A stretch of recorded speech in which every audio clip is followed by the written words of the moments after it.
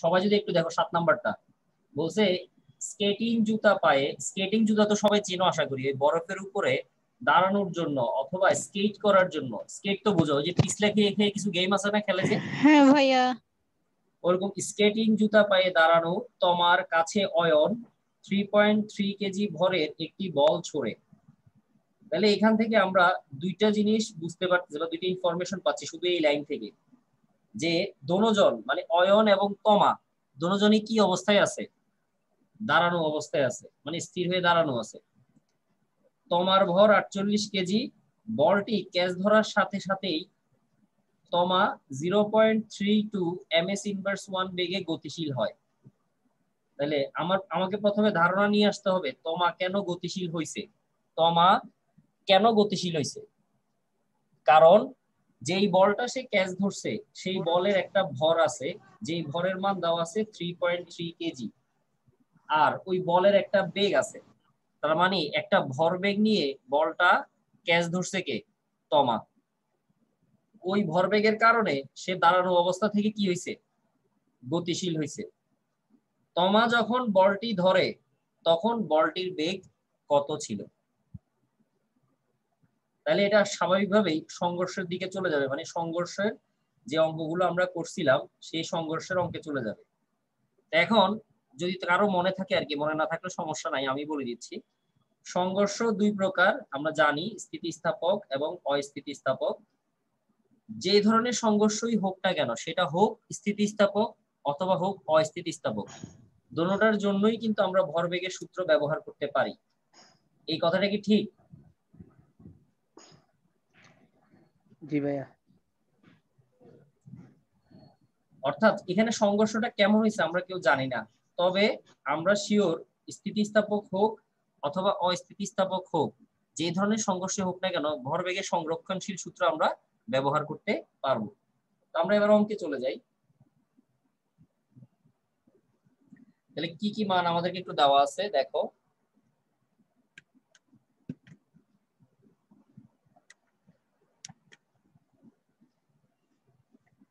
আমাদেরকে বস্তু, যে বস্তুটা আসতেছিল যেটাকে আমরা M1 কত নাম্বার, এটা 7 নাম্বার। 7 ক নাই, সরাসরি 7।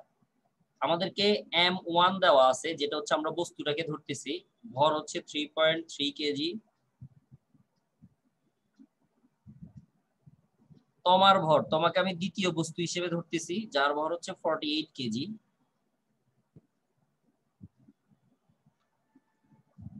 বলটি ক্যাচ ধরার সাথে সাথেই তমা এত বেগে গতিশীল হয়েছে। তাহলে এই যে তমা বলটা ধরার পর যে বেগটা আমাদেরকে দেওয়া আছে, এইটাকে কি আমরা সংঘর্ষের পরে মিলিত বেগ বলতে পারবো? মিলিত বেগ।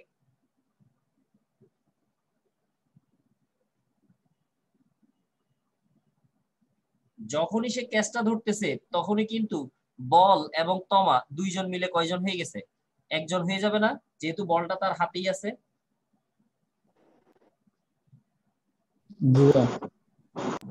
তার মানে জি যে ভাইয়া। বেগটা আমাদেরকে প্রশ্নে দেওয়া আছে সেটা মিলিত অবস্থায় বেগ 0.32 ms ইনভার্স 1। এবার আমার কাছে জানতে চাওয়া হয়েছে কি, তমা যখন বলটি ধরে তখন বলটির বেগ কত ছিল, অর্থাৎ সংঘর্ষের আগে যখন সে ক্যাচটা ধরতেছে তখন তার বেগ, কোন বস্তুর বেগ, প্রথম বস্তুর আদি বেগ আমার কাছে জানতে চাওয়া হয়েছে, is equal to what. U2 মানে তমা কি অবস্থায় ছিল বলছিলাম,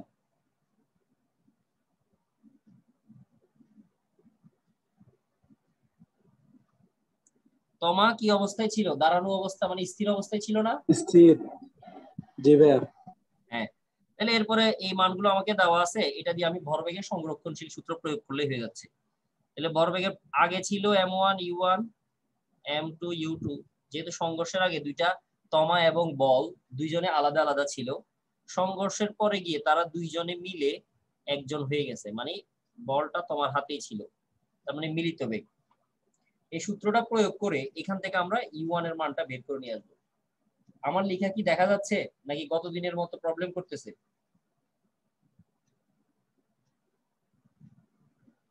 এটা ঝাপসা। তাহলে M1 এর মান 3 পয়েন্ট, যে মানগুলো বসাই দাও, বসাই দিয়ে দেখে অ্যান্সার কত আসে। U1 বের করতে হবে, এটা পুরোটা 0 কারণ u2 এর মান 0, 3.3 প্লাস 48 আর মিলিত বেগ হচ্ছে 0.32। একটু ক্যালকুলেশন করো, করে দেখো কত আসতেছে।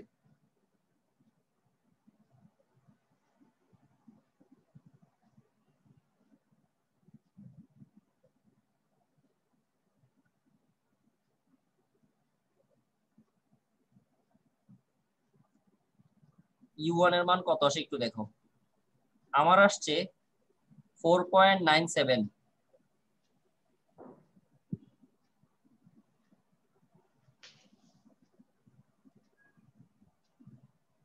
জি ভাইয়া 4.97। 4.97 আসছে আদি বেগ, মানে প্রথম বস্তু যখন সে বলটা ধরতেছে তখন তাদের বেগটা কত। ঠিক আছে, এটা কারো কোনো সমস্যা হয়েছে অঙ্কটা বুঝতে?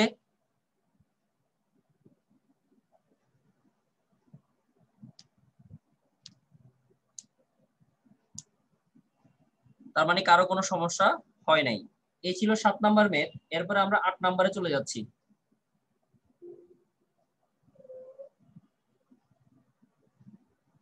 সবাই একটু 8 নাম্বার প্রশ্নটা দেখো। যে কেউ একজন আমাকে টপিকস এর নাম্বার বলছে কোন টপিকস এর আন্ডারে এই প্রশ্নটা হয়েছে।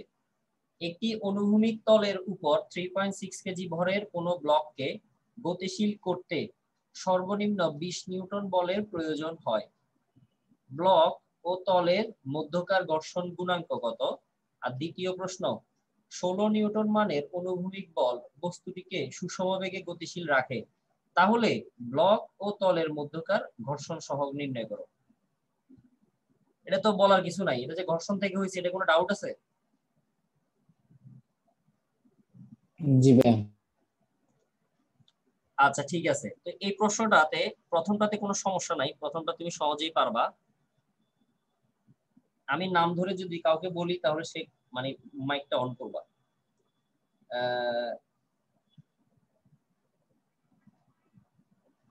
রাকিব। জি ভাইয়া। 8 নাম্বার যে প্রশ্নটা, 8 এর ক, তুমি আমার সাথে কথা বলবো আর কি, বাকিরা চুপ থাকবে। 8 এর ক তে আমাকে বলছে ব্লক ও তলের মধ্যকার ঘর্ষণ গুণাঙ্ক কত। তার মানে আমাকে কি বের করতে বলা হয়েছে? ঘর্ষণ গুণাঙ্ক। সিম্বলটা কি? সিম্বলটা মনে আছে কি দিয়ে প্রকাশ করি? না ভাইয়া, আমি নিউটনীয় বলবিদ্যা করি নাই ফার্স্ট। সাব্বির, সাব্বির আছো? ঠিক আছে রাকিব, তুমি মাইক মিউট করে দাও। ওকে ভাইয়া। সাব্বির আহমেদ,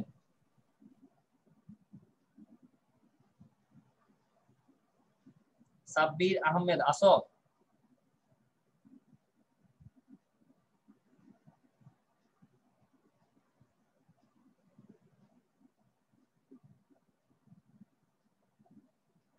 আচ্ছা ঠিক আছে, বোঝা গেছে, পড়া ধরলে এক একজনের সমস্যা শুরু হয়ে যায়। 8 এর তাহলে প্রথমটা বলছে ঘর্ষণ গুণাঙ্ক বের করতে। ঘর্ষণ গুণাঙ্ককে আমরা প্রকাশ করি কি দ্বারা? মিউ দ্বারা, মিউ। এখন বলছে অনুভূমিক তলের উপর 3.6 কেজি ভরের কোন ব্লককে গতিশীল করতে সর্বনিম্ন 20 নিউটন বলের প্রয়োজন। তাহলে 20 নিউটন বল দ্বারা আমরা কি করব?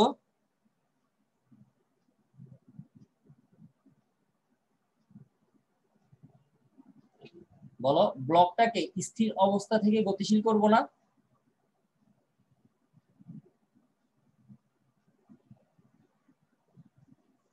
জি ভাইয়া। তাহলে এটা আমরা একটা তল ধরলাম, সেই তলের উপর একটা ব্লক আছে, যেই ব্লকটার ভর হচ্ছে 3.6 কেজি। তাকে আমরা বল দিলাম, কত বল দিচ্ছি? 20 নিউটন বল।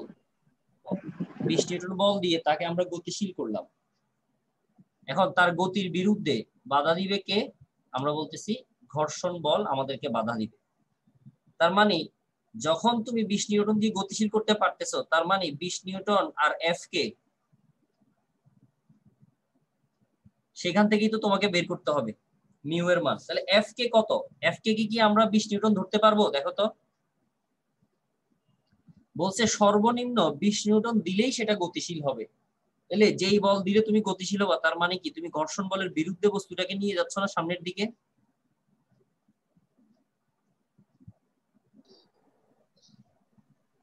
কথা কি বুঝা গেছে না আবার বলবো?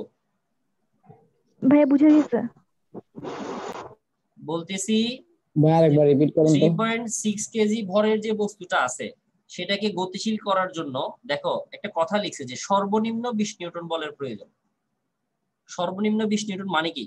মানে 20 নিউটন দিলেই শুধুমাত্র সেটা গতিশীল হবে। তাহলে গতিশীল কখন হবে? যখন ঘর্ষণ বলের থেকে বলের মানটা কি হবে? বেশি হবে,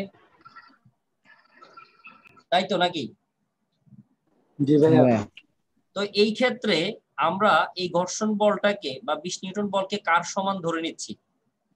ঘর্ষণ বলের সমান ধরে নিচ্ছি আর কি। তাহলে ঘর্ষণ বল এফ কে সমান 20, আবার এফ কে সমান আমরা কি জানি? মিউ কে আর সমান 20। এখান থেকে মিউ কে যদি বের করো তাহলে হবে 20 ডিভাইডেড বাই আর। আর আর এর পরিবর্তে আমরা কি বলতে পারি? আর এর পরিবর্তে আমরা কি বলতে পারি? MG. MG. MG cos theta. না না, এমজি কস থিটা কখন হবে? যখন আনত তল হবে তখন। কৌণিক। এখানে তো কোনো আনত তলের কথা বলি নাই, এখানে বলছি অনুভূমিক তলের উপর দিয়ে। অনুভূমিক মানে ভূমি বরাবর যদি নিয়ে যাও আর কি। তাহলে 20 ডিভাইডেড বাই এমজি তুমি ভাগ দিয়ে দাও, যেটা আসবে সেটা হবে তার মিউ কে। 20 এম এর মান হচ্ছে 3.6 ইনটু 9.8, যেটা আসবে সেটা হচ্ছে মিউ কে, অর্থাৎ ঘর্ষণ গুণাঙ্ক। যখন তুমি তাকে স্থির অবস্থা থেকে কি দিতে চাচ্ছ, তার ভিতরে গতি দিতে যাচ্ছ।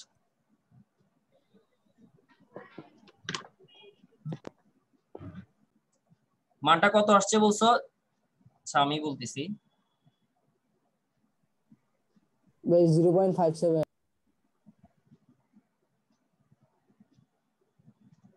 ভাই0.57, হ্যাঁ 0.567। 0.566 লিখতে পারো বা 67 লিখতে পারো, ইচ্ছা। মিউর কি কোনো একক আছে? কেউ কি বলতে পারবা? নাই ভাইয়া। হ্যাঁ ঠিক আছে, কোনো একক নাই। মিউ এর কোনো একক নাই। তাহলে এটা গেল আমাদের প্রথম প্রশ্নটা। এবার আমরা দ্বিতীয় প্রশ্নে আসি। দ্বিতীয় প্রশ্নটা একটু চিন্তা করতে হলে তোমাকে প্রথম প্রশ্নটা নিয়েও একটু মাথা খাটাইতে হবে আর কি। সেটা হচ্ছে তুমি একটা জিনিস নিজে চিন্তা করো। তুমি একটা বস্তুকে যখন গতিশীল করতে চাও তখন অবশ্যই তুমি যে বলটা দিবা সেটা ঘর্ষণ বলের থেকে সামান্য হলেও কি দিতে হবে? বেশি দিতে হবে। অর্থাৎ তুমি যদি বরাবর 20 নিউটন বল দাও যেটা ঘর্ষণ বলের প্রায় সমান, তখন কি বস্তুটা গতিশীল হবে নাকি গতিশীল হওয়ার উপক্রম হবে? উপক্রম হবে। আমার কথা কি বুঝতে পারছো? আমি আবার গতিশীল হওয়ার বলতেছি। উপক্রম হবে। হ্যাঁ হ্যাঁ, আমি আবার বলতেছি দরকার হলে। 20 নিউটন বল হচ্ছে এমন একটা বল যেটা দিলে প্রশ্নে বলছে আমাকে যে বস্তুটা গতিশীল হবে। আসলে ঘটনাটা এরকম না। ঘটনাটা হচ্ছে 20 নিউটন বল হচ্ছে ঘর্ষণ বলের সমান। এর মানে হচ্ছে 20 নিউটন বল দিলে বস্তুটা গতিশীল হওয়ার উপক্রম হবে। তুমি যদি 20-এর থেকে অল্প একটু বল বেশি দাও তাহলে এই বস্তুটা সামনের দিকে এগোনো শুরু করবে। আচ্ছা মনে করো বস্তুটা এবার সামনের দিকে এগিয়ে যাচ্ছে। এবার দ্বিতীয় প্রশ্ন আমাকে যেটা বলছে যে যদি 16 নিউটন মানের অনুভূমিক বল বস্তুটিকে সুষম বেগে গতিশীল রাখে তাহলে ব্লক ও তলের মধ্যকার ঘর্ষণ সহগ নির্ণয় করো। তার মানে এবারও তোমাকে ঘর্ষণ সহগ নির্ণয় করতে বলা হয়েছে, তবে এবার ঘটনাটা ভিন্ন। এবার ঘটনাতে কি বলা আছে? ঘটনাতে বলা হয়েছে যে 16 নিউটন মানের বল দিয়ে বস্তুটাকে সুষম বেগে কি রাখা যাচ্ছে? গতিশীল রাখা যাচ্ছে বা গতিশীল সে থাকতেছে। তাহলে এই যে বস্তুটা গতিশীল থাকতেছে, আগে তোমাকে তার ভিতরে একটা গতি সৃষ্টি করতে হলো না বা হয় না? যে কোনো বস্তুকে গতিশীল রাখার জন্য আগে তো সে কোনো এক সময় স্থির ছিল, তার ভিতরে গতির সঞ্চার করার জন্য আগে তো তোমাকে তাকে গতি প্রদান করতে হবে। এবং গতিটা তুমি কিভাবে প্রদান করতেছো? তুমি ঘর্ষণ বলের থেকে বেশি পরিমাণ বল দিয়ে। তার মানে আমি পুরো ঘটনাটা এবার তোমাকে একটু সাজিয়ে বলি। সেটা হচ্ছে প্রথমে বস্তুটি স্থির অবস্থায় ছিল, ঘর্ষণ তাকে যেতে কি দিচ্ছে? বাধা দিচ্ছে। তুমি ঘর্ষণের থেকে বেশি পরিমাণ বল দিছো। বল দেওয়ার পরে কি হলো? বস্তুটা গতিশীল হলো। গতিশীল হওয়া মানে তার ভিতরে ত্বরণের সঞ্চার হওয়া, তার ত্বরণের কারণে তার বেগটা বৃদ্ধি পাচ্ছে। তাহলে এক সময় গিয়ে এই যে তার বেগ বৃদ্ধি পাচ্ছে বৃদ্ধি পাচ্ছে, তোমার এক সময় গিয়ে মনে হইলো যে আমার বেগ আর বৃদ্ধি করার কি নাই, দরকার নাই, যতটুকু বেগ হয়েছে এতটুকু এনাফ, আমার আর বেশি বেগের দরকার নাই। সেই মুহূর্তে তুমি কি করলা, ওই বস্তুটাকে সমবেগে গতিশীল রাখার জন্য তোমার ওই বলের মানটা কমিয়ে কমিয়ে এমন জায়গায় আনছো যেন বস্তুটাকে, যে ঘর্ষণ বলটা বেগ হ্রাস করতে যাচ্ছে তাকে তুমি কি করে দিচ্ছ, নিষ্ক্রিয় করে দিচ্ছ। আমি আবার বলতেছি, দেখো তুমি এখানে এমন একটা বল দিচ্ছ যেই বলের কারণে বস্তুটা সামনের দিকে ধাবমান হচ্ছে।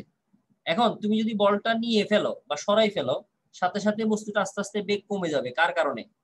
ঘর্ষণের কারণে। তাহলে ঘর্ষণ বস্তুর বেগকে কি করতেছে, কমিয়ে ফেলতেছে।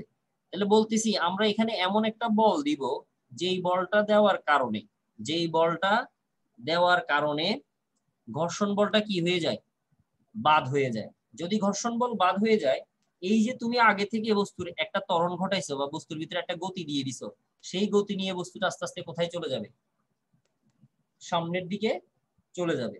তো এইখানে দ্বিতীয় প্রশ্নে আমার কাছে এটাই জানতে চাইছে যে অনুভূমিক কত বল প্রয়োগ করলে, 16 নিউটন বল প্রয়োগ করলে বস্তুটা গতিশীল থাকবে। তার মানে এখনো, মানে 2 নাম্বার প্রশ্নে আর কি, খ নাম্বার প্রশ্নেও তুমি কি করবা, সেম ভাবে ঘর্ষণ বল কে আমরা নিষ্ক্রিয় করে দিচ্ছি কত বল দ্বারা, 16 নিউটন বল দ্বারা। এই 16 নিউটন ধরে এটার মতো করে আর কি তুমি আবার একটা মিউ বের করবা। কথা কি বুঝতে পারছো?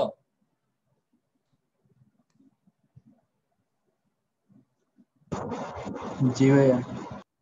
তাহলে আগের বারে তুমি ঘর্ষণ বল ধরছো 20 নিউটন, মানে 20 নিউটন দ্বারা তুমি ঘর্ষণ বলকে কি করছো, নিষ্ক্রিয় করছো।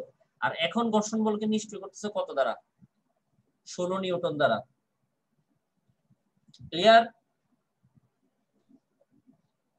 তো এখান থেকে আরেকটা মিউ বের করবে আর কি তুমি।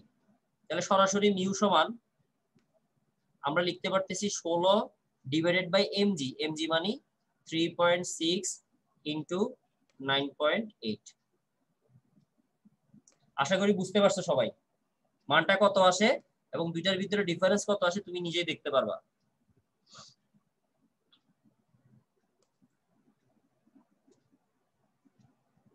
কারো কোনো প্রশ্ন আছে? 0.45।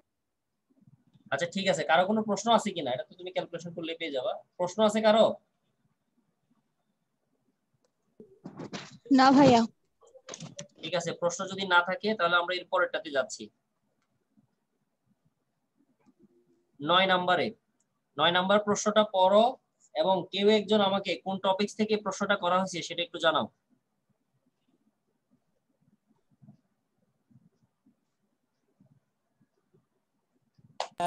স্ক্রিন শেয়ার করেন হ্যাঁ রাহুল কি বলছো বুঝি নাই। ভাই, স্ক্রিন শেয়ার করেন না। আচ্ছা স্ক্রিন শেয়ার দিতাম। হ্যাঁ ভাইয়া দেন, ভালো হবে। হ্যাঁ দেখো 9 নাম্বার দিছি দিছি। হাতুড়ির ভর 1 কেজি, হাতুড়ি এত বেগে পেরেকের উপর সজোরে আঘাত করে পেরেকটি শক্ত কাঠের মধ্যে গেঁথে যায়। হাতুড়িটি যদি এত সেকেন্ড সময়ে গতিহীন হয় তবে, তিনটা প্রশ্ন আছে এখানে।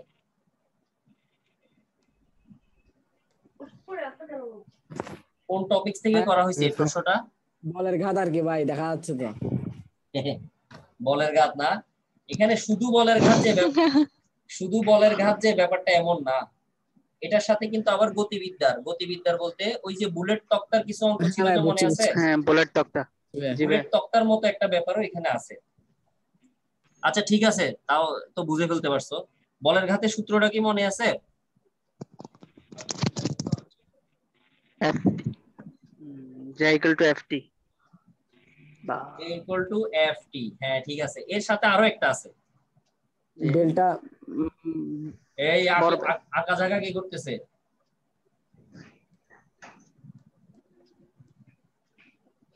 J equal to delta. Delta P, delta P.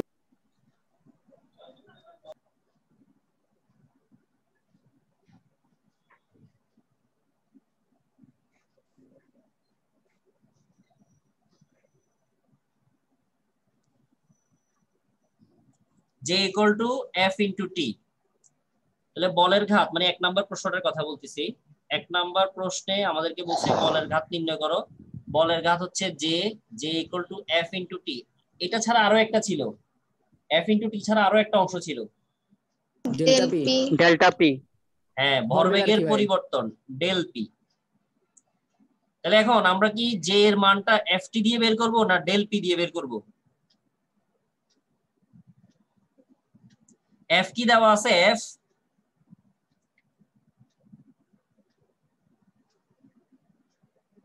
বলের মান এফ কি দেওয়া আছে প্রশ্নে? না ভাইয়া। নাই, এফ নাই। তাহলে আমরা এফ টি দিয়ে করতে পারবো না, আমাদেরকে ভরবেগের পরিবর্তন দিয়ে করতে হবে। তাহলে এবার তুমি একটু দেখো ভরবেগের পরিবর্তন কোথায় হচ্ছে। প্রশ্নটাকে যদি আমি আরেকবার দেখাই তোমাদেরকে, প্রশ্ন যদি আরেকবার দেখাই তাহলে একটু দেখো যে এখানে দেখা যাচ্ছে হাতুড়িটা 50 ms ইনভার্স 1 বেগে গতিশীল ছিল প্রথমে, তার মানে তার একটা আদি বেগ আছে। তাহলে ভরবেগের পরিবর্তন যদি আমরা বলি তাহলে M U minus M V. গতদিন একজন আমাকে প্রশ্ন করছিল যে ভাইয়া এম ইউ অথবা এম ভি কোনটা আগে হবে কোনটা পরে হবে।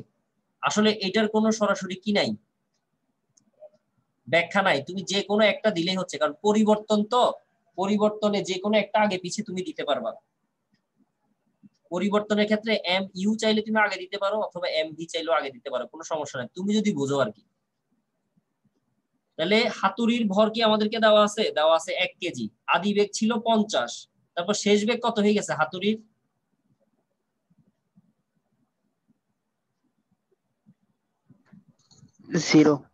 0 বলছে, গতিহীন হয়ে গেছে।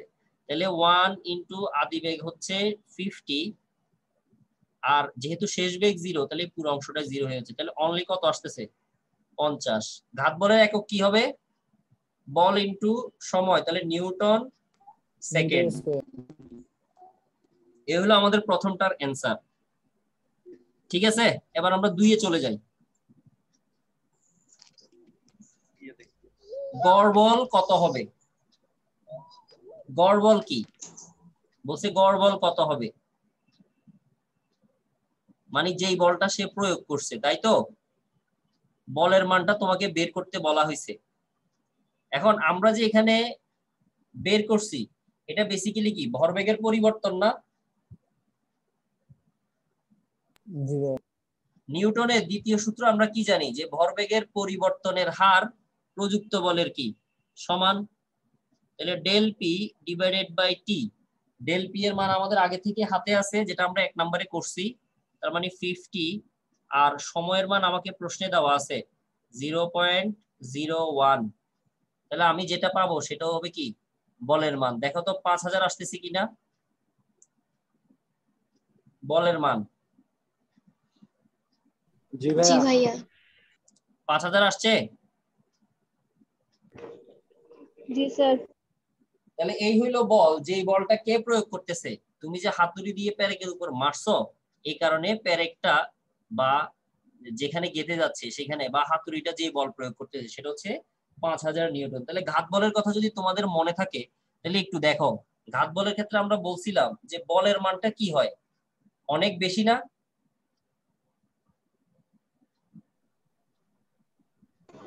জি ভাইয়া। আর সময়ের মান কি হয়? অনেক কম হয়। স্বল্প তাহলে মানে।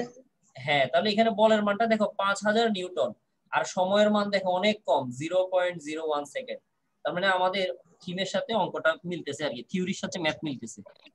এরপরে আসি গতে আমরা, মানে 3 নাম্বারটাতে বলছে কাঠের মধ্যে পেরেকটি কত দূর গেঁথে যাবে। আমি প্রশ্নটা আরেকবার স্ক্রিন শেয়ার দিয়ে দিচ্ছি। এই যে কাঠের মধ্যে 9 গ, কাঠের মধ্যে পেরেকটি কতটুকু গেঁথে যাবে। তাহলে পেরেকটা কত বেগ নিয়ে কাঠটাকে ভেদ করা শুরু করছে আগে সেটা বলো কেউ একজন। 15 ms ইনভার্স 1। 50, হ্যাঁ 50 ms ইনভার্স 1।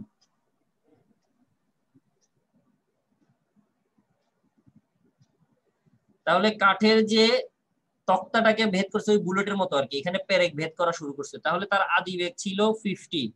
বেসিক্যালি 50 ছিল হাতুড়ির, হাতুড়ি ওই বেগটা কাকে দিছে? পেরেকের উপর দিছে। তার মানে পেরেক এই বেগ নিয়ে কি করা শুরু করবে? ভেদ করা শুরু করবে। শেষ বেগ হয়ে যাবে তার কত 0 কত সময়ে সময়ের মান হচ্ছে 0.01 তাহলে এখন আমাকে বলছে এই ঘটনাগুলো ঘটার জন্য কত দূরত্ব সে অতিক্রম করবে তাহলে কোন সূত্র দিয়ে আমরা বের করতে পারবো কেউ একজন বলো v square equal to u square minus 2s হ্যাঁ এখন যেখানেই আমরা যাই না কেন যদি আমরা বের করতে চাই তাহলে আমার a এর মান লাগতেছে না ত্বরণ a তো এই ত্বরণ এটা আমরা কোত্থেকে পাবো v equal to u plus at হ্যাঁ প্রথমে v u plus at এই সূত্রটা ব্যবহার করে প্রথমে আমরা ত্বরণ বের করব সেই ত্বরণটা কাজে লাগিয়ে v square equal to u square plus 2as ওই সূত্র থেকে আমরা কি বের করব দূরত্বের মান অথবা s এর মানটা বের করব ঠিক আছে প্রথমে আমরা তাহলে এখান থেকে ত্বরণটা বের করি এই সূত্র থেকে ত্বরণ a equal to v minus u divided by t শেষ বেগ হচ্ছে 0 আদি বেগ হচ্ছে 50 সময় হচ্ছে 0.01 5000 মাইনাস 5000 5000 না জি ভাইয়া মাইনাস আছে কিন্তু সামনে মাইনাস মানে মন্দন বোঝাচ্ছে আর কি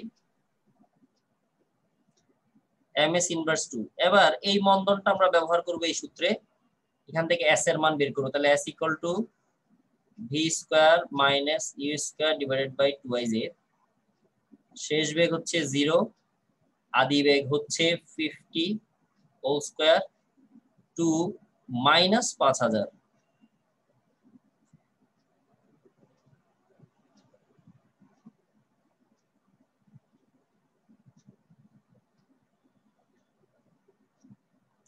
0.25 আসে দেখো 0.25 মিটার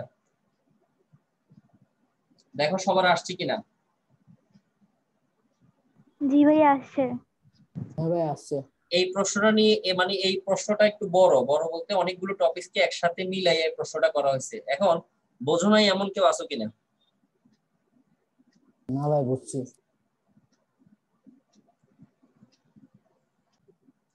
এবার আমরা আসি 9 নম্বরের পরে 10 নম্বরটা পড়ো এবং টপিকস এর নাম বলো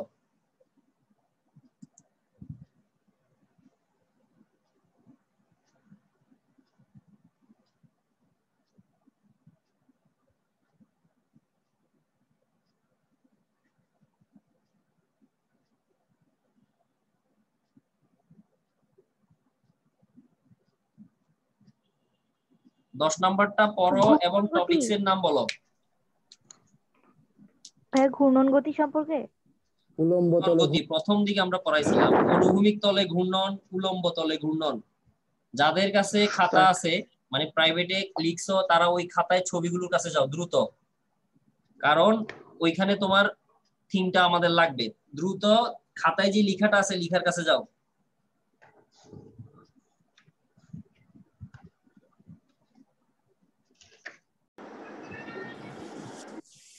10 নম্বরের কথা বলতেছিলাম যখন তুমি উলম্ব তলে ঘুরাবা 10 নম্বর প্রশ্নে আমি খাতায় সুন্দর করে লিখে দিয়েছিলাম হয়তো অনেকের কাছে এখন এগুলো নাই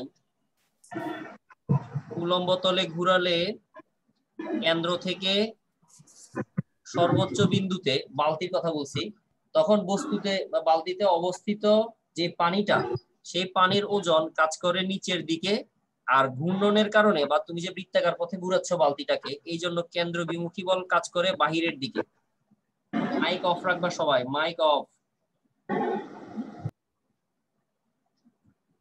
কেন্দ্র বিমুখী বল কাজ করে কোন দিকে উপরের দিকে যখন কেন্দ্র বিমুখী বল এবং এই যে বস্তুর ওজন বা বালতিতে পানির ওজন পরস্পর কি হয়ে যায় সমান হয়ে যায় তখনই কি হয় এই বস্তুটা কি করে ওজনহীনতা অনুভব করে না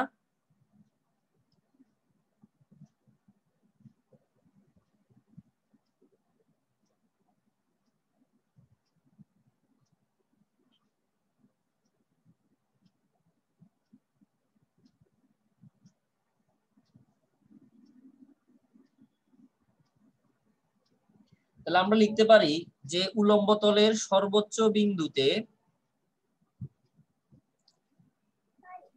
বস্তুর ওজন ও কেন্দ্রবিমুখী বল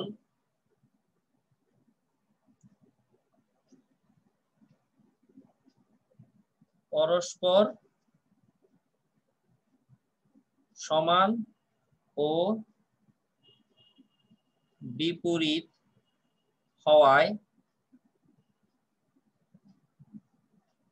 বস্তু ওজনহীনতা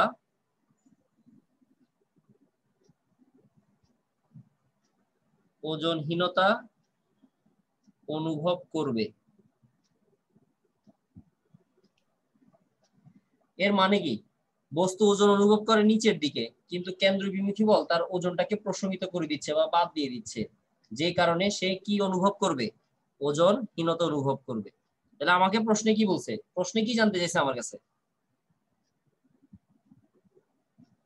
বলছে একটি পানিপূর্ণ বালতি সেন্টিমিটার পথে উল্লম্বতলে ঘুরানো হচ্ছে, সর্বনিম্ন কত দ্রুতি অর্থাৎ কত বেগে ঘুরালে সেটা উপর হওয়ার পরেও পানিটা নিচে পড়বে না। তাহলে আমি ধরে ফেলতে পারি এখান থেকে বা সর্বোচ্চ বিন্দুতে এফসি প্রাইম ইকুয়াল টু বস্তুর ওজন বা ডব্লিউ, সেখান থেকে লিখতে পারি এম ভি স্কয়ার বাই আর সমান হচ্ছে এম জি। দুই পাশ থেকে এমটা আমরা বাদ দিয়ে দিতে পারি চাইলে। সেখান থেকে তুমি ভি সমান, যেহেতু দ্রুতি চাইছে, দ্রুতি মানে হচ্ছে বেগ, সেখান থেকে লিখতে পারো রুট ওভার আর জি। ব্যাসার্ধের মান দেওয়া আছে সেন্টিমিটারে, নিয়ে যাও মিটারে। ব্যাসার্ধ হবে 0.4 ইন্টু 9.8। তুমি বেগের মান পেয়ে গেছো।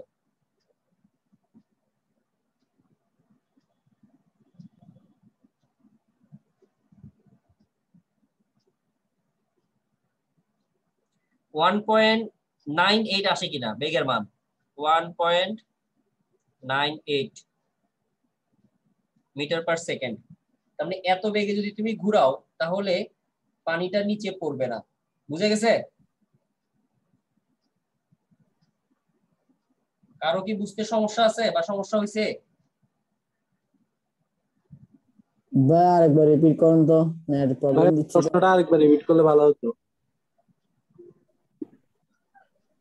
প্রশ্নটা ছিল 10 নাম্বারটা, দেখো। একটি পানিপূর্ণ বালতি 40 সেন্টিমিটার ব্যাসার্ধের বৃত্তাকার পথে উলম্ব তলে ঘুরানো হচ্ছে। উলম্ব তলে বলছে, তাহলে উলম্ব তল বললে তোমাকে উলম্ব তলের ধারণাগুলো মাথায় আনতে হবে। সর্বনিম্ন কত দ্রুতিতে ঘুরানো হলে উপর হওয়া সত্ত্বেও পানি পড়ে যাবে না? এ হলো প্রশ্ন। তো এই জন্য আমি প্রথমে লিখছি, কি লিখছি দেখো, উলম্ব তলে, পাশে চিত্র এঁকে দিছি, উলম্ব তলের সর্বোচ্চ বিন্দুতে বস্তুর ওজন নিচের দিকে, কেন্দ্রবিমুখী বল কোন দিকে? উপরের দিকে। তার মানে পরস্পর সমান ও বিপরীতমুখী হওয়ায় বস্তু ওজনহীনতা অনুভব করবে না। এর মানে হচ্ছে বস্তুর ওজনকে কেন্দ্রবিমুখী বল কি করে ফেলবে? প্রশমিত করে ফেলবে বা বাদ দিয়ে ফেলবে। তো আমরা দুইটাকে সমান ধরছি, সমান ধরে সেখান থেকে ভি এর মানটা বের করে নিয়ে আসছি। ঠিক আছে?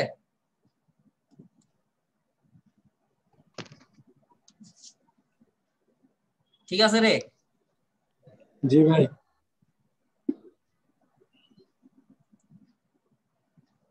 এটা নিয়ে কোনো কোশ্চেন আছে কারো?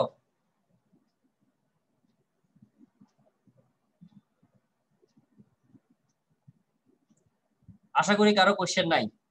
তো এরপরে হচ্ছে 11 নাম্বারটা তোমরা বাড়ি কাজ করবা, সবাই লিখে নাও। 11 নাম্বারটা হচ্ছে SW। সেটা অনেকটার থিমটা হচ্ছে 8 নাম্বারের মতো করে, যে 8 নাম্বারটা আমরা করাই দিছি এজ লাইক এজ 8 নাম্বার। সেটা হচ্ছে কত নাম্বার? 11 নাম্বার। 11 নাম্বার SW থাকবে, সবাই করে আগের মতো ইনবক্সে দিবা আর কি। ক্লিয়ার? আমরা এখন 12 নাম্বারে যাব। 11 নাম্বারটা SW থাকবে, নিজেরা করবা, করে আমাকে জমা দিবা।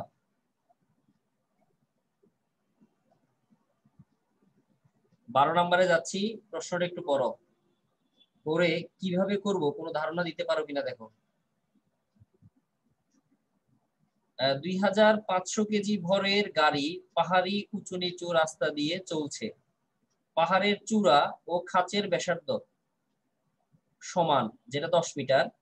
গাড়িটি চূড়া অতিক্রমের সময় এর যাত্রীরা ওজনহীনতা অনুভব করে। প্রথম প্রশ্ন, চূড়া অতিক্রমের সময় গাড়িটির দ্রুতি কত ছিল? একই বেগে খাঁজ অতিক্রমের সময় তার ওজনের কোনো পরিবর্তন হবে কি না?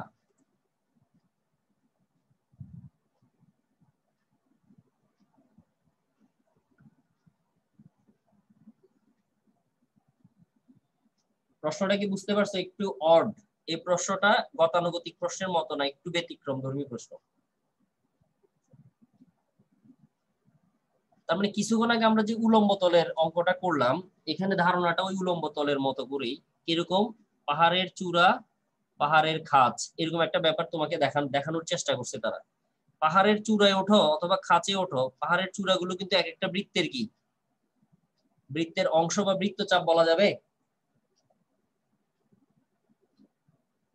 পাহাড়ের চূড়াটাকে যেহেতু পাহাড় হয়েছে, যদি একটু মোটামুটি আমরা শেপ দিতে চাই আর কি, তাহলে বৃত্তের একটা চাপ মনে হবে না পাহাড়টাকে আমাদের? জি ভাই। তার মানে ওই বৃত্তের সর্বোচ্চ বিন্দুতে তুমি যখন ওঠো, তুমি বলতে যাত্রীরা যখন ওঠে, তখন তাদেরকে তারা ওজনহীন অনুভব করে। এটা কেন ওজনহীন অনুভব করবে? কিছুক্ষণ আগে 10 নম্বর অঙ্কে আমরা দেখছি যে এই অবস্থানে অবস্থিত বস্তু তার ওজন কাজ করে নিচের দিকে, কিন্তু তার কেন্দ্র বিমুখী বল কাজ করে কোন দিকে? কেন্দ্রের বাহিরের দিকে। যখন এই কেন্দ্র বিমুখী বল এবং বস্তুর ওজন পরস্পর কি হয়ে যায়, সমান হয়ে যায়, তখন ওই বিন্দুতে অবস্থিত বস্তু বলো ব্যক্তি বলো যেই থাকুক, সে নিজেকে কেমন অনুভব করবে? ওজনহীন অনুভব করবে। ওজনহীন। কথা কি ঠিক আছে?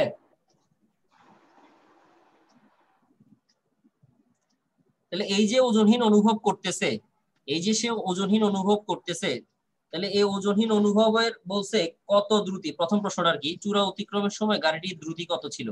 তাহলে প্রথম প্রশ্নটা 10 নাম্বার প্রশ্নের মতোই, সেটা হচ্ছে এফসি প্রাইম সমান তুমি ডব্লিউ ধরবা, সেখান থেকে M V square by R equal to M G, আগের মতো আর কি, এম এম চলে যাবে, V equal to root over R G, সেখান থেকে তুমি বেগের মানটা পেয়ে যাবা। ঠিক আছে?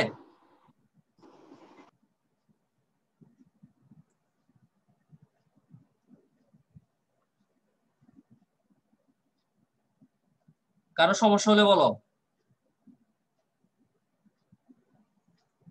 ভাইয়া আরেকবার বলবেন? বলতেছি যে প্রথম অঙ্কটা অনেকটা 10 নাম্বার অঙ্কের মতো।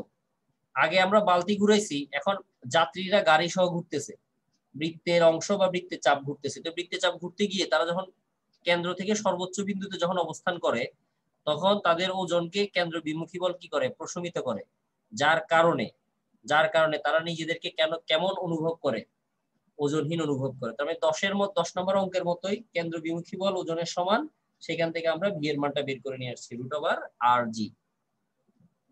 আচ্ছা ভাই, বুঝছি। এবার 2 নাম্বার প্রশ্নে যাই, মানে 12 এর খ, যেটা বলছে তুমি তো চূড়ায় অনুভব করছো ওজনহীন, অর্থাৎ তোমার ওজন, তোমার কাছে মনে হচ্ছে তোমার কোনো ওজন নাই, কিন্তু যখন তুমি খাঁজ বলতে নিচের দিকে আসবা, সেটাও একটা বৃত্তচাপের অংশ বলতে পারো। তাহলে যখন তুমি এরকম নিচে আসবা, তখন দেখো তোমার ওজনও কাজ করে নিচের দিকে, ওজন তো সবসময় নিচের দিকে কাজ করে, বস্তুটা আছে এখন এখানে ধরে নাও, আর কেন্দ্র বিমুখী বলো কোন দিকে, একই দিকে না, যেটাকে আমরা সর্বনিম্ন বিন্দু বলি। জি ভাইয়া। তাহলে এখানে তুমি দুইটাকে পরস্পর বিপরীত বলেই তো সমান ধরছো, কিন্তু এখানে দুইটা কোন দিক, একই দিক। এই কারণে নতুন যে ওজনটা আমরা পাবো সেটা হবে আগের ওজনের সাথে এফসি প্রাইম কি হয়ে যাবে, যোগ হয়ে যাবে। কেন যোগ হয়েছে কেন?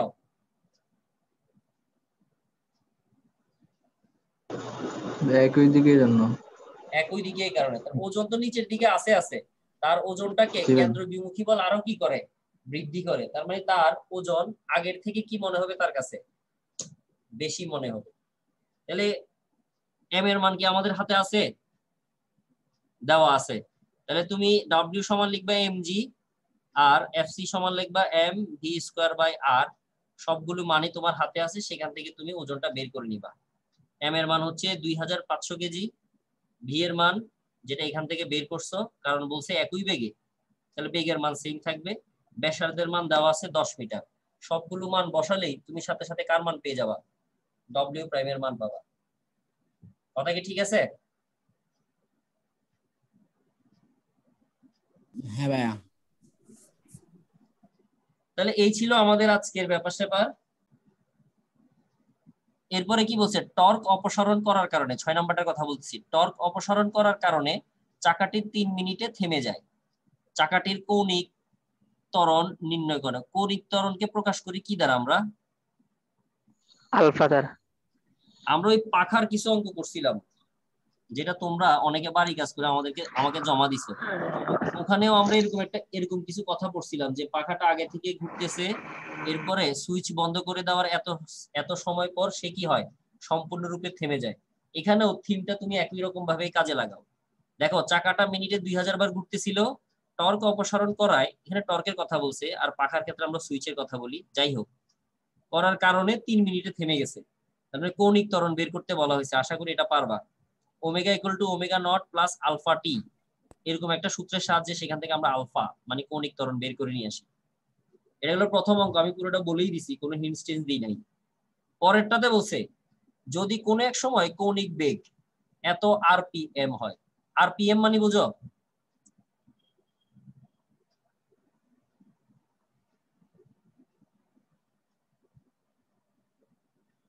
আরপিএম মানে কেউ বোঝো কিনা? Rotation per minute. Rotation direct বলা যায় না, তুমি রেভুলেশন বলবা। রোটেশন আসলে এটা রোটেশন হয়, কিন্তু রোটেশন এটা বলে না আর কি, বলে রেভুলেশন, যদিও জিনিসটা একই। রেগুলেশন মানে চক্র, চক্র বোঝা হয় বা পর্যায় বোঝায় রেগুলেশন দ্বারা। রেগুলেশনের বাংলা হচ্ছে পর্যায়। রেভুলেশন পার মিনিট, অর্থাৎ 1 মিনিটে কতবার ঘোরে? 1000 বার ঘোরে। যদি এরকম কোন কৌণিক বেগ থাকে, মানে এটার সাহায্যে তুমি কৌণিক বেগ বের করতে পারবা 2 pi capital N divided by small T এর সাহায্যে। তো এই ওমেগা ব্যবহার করে তুমি কি করবা, উক্ত বিন্দুতে স্পর্শকীয় ত্বরণ, কেন্দ্রমুখী ত্বরণ এবং লব্ধি ত্বরণ কত সেটা বের করবা। এখন স্পর্শকীয় ত্বরণ কোনটা সেটা আমি লিখে দিছি, তুমি একটু খাতাটা চেক করবা। কেন্দ্রমুখী ত্বরণ তোমরা সবাই জানো, লব্ধি হচ্ছে স্পর্শকীয় ত্বরণ এবং কেন্দ্রমুখী ত্বরণের লব্ধি, সেটা হয়তো তোমরা ভেক্টরের লব্ধি সূত্রের সাহায্যে বের করতে পারো। এখন এখানে একটা মান তোমাদেরকে দেওয়া নাই, সেটা হচ্ছে ব্যাসার্ধের মান, মানে চাকার ব্যাসার্ধ। তো একটু সবাই কষ্ট করে লিখে নাও যে চাকার ব্যাসার্ধ হচ্ছে 10 সেন্টিমিটার। চাকার ব্যাসার্ধ, এটা প্রশ্নে ভুলে উঠে নাই, চাকার ব্যাসার্ধ হচ্ছে 10 সেন্টিমিটার। এটা একটু লিখে নাও খাতায়, 6 এর প্রশ্নে একটা মান নাই, সেই মানটা হচ্ছে চাকার ব্যাসার্ধ 10 সেন্টিমিটার। এই 6 নাম্বার এবং 11 নাম্বার দুইটা অঙ্ক তোমরা চেষ্টা করবা, চেষ্টা করে যাই চেষ্টা করো বা ভুল হোক আর যাই হোক সেটা আমাকে পাঠাবা, আমি চেক করব। ঠিক আছে?